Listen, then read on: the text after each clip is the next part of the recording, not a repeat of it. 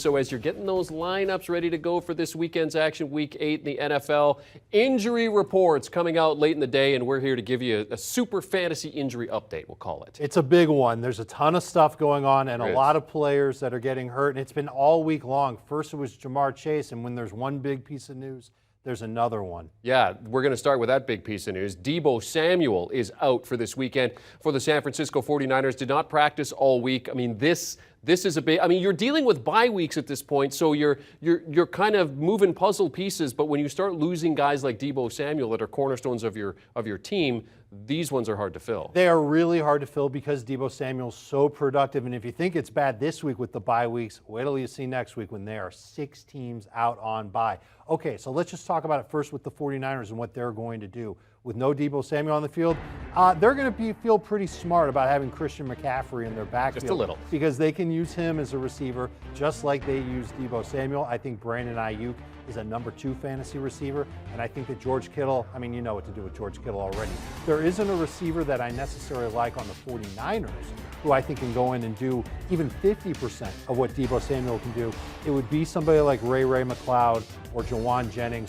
Really wouldn't want to trust either of those guys unless I was desperate. But if we could get that list back up of wide receivers that are out there on the waiver wire, this is in CBS Sports Leagues. Wan'Dale Robinson has been the talk of the week at wide receiver. I would love it if you could get him. He's still out there in about 30% of leagues, probably mostly 10-team leagues where you can find him. But the rest of this list, Josh Reynolds, Darnell Mooney, the number 1 receiver for Chicago, the way that Justin Fields has been throwing the football, feel a little bit better about him. Marquise Goodwin is replacing DK Metcalf in Seattle. That's not an apples-to-apples, one-to-one type of replacement. Goodwin is small, he's fast, he's a lot like Tyler Lockett, but he can make big plays downfield. That's what Geno Smith has been specializing in this year. Donovan Peoples-Jones, the matchup against Cincinnati, not the worst in the world for him. He's given you at least 9 full PPR points each of the last 4 weeks. The last 2 names on this list, Jeremy, I think people need to stash these guys and maybe even start them. Van Jefferson's going to make his debut in Week 8 for the Rams, and Christian Watson. Boy, do the Packers need wide receivers. Yes. Because you've got Allen Lazard who's hurt, Randall Cobb who's hurt, Romeo Doubs, who isn't really trusted by Aaron Rodgers right now. That's just what I'm reading between the lines. I think Christian Watson could get a decent opportunity. Don't feel good about starting Watson in Week 8, but I do think he could matter beyond Week 9, Week 10 as someone that can be a starter for fantasy managers down the line. Okay, so if you are handcuffed by Deebo Samuel and maybe you've got someone like a Christian McCaffrey on your team or even looking at a Brandon Ayuk, I mean, what are you expecting from McCaffrey this week? Because the question I've had with the addition of McCaffrey is how is that going to hurt Deebo Samuel? Because he's used in the run game and the pass game.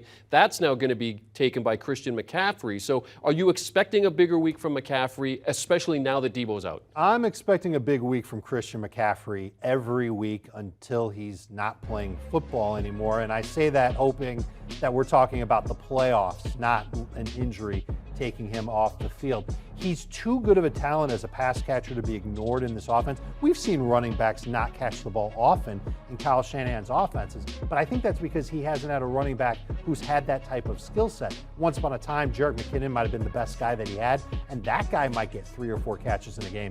I think they're going to find ways to keep Christian McCaffrey moving across the formation. Remember, they can line him up as a slot receiver. They can line him up wide and put Jeff Wilson in the backfield. I think Christian McCaffrey has a really good shot to get 5+ catches, which you don't see from Kyle Shanahan running backs very often, and I think he's got a great shot to get over 100 yards. In fact, we've seen him do it against this defense on a worse team already this year when he took on the Rams with the Panthers. He was being showcased. He was traded the very next week. I think he's got a chance to beat up this defense again.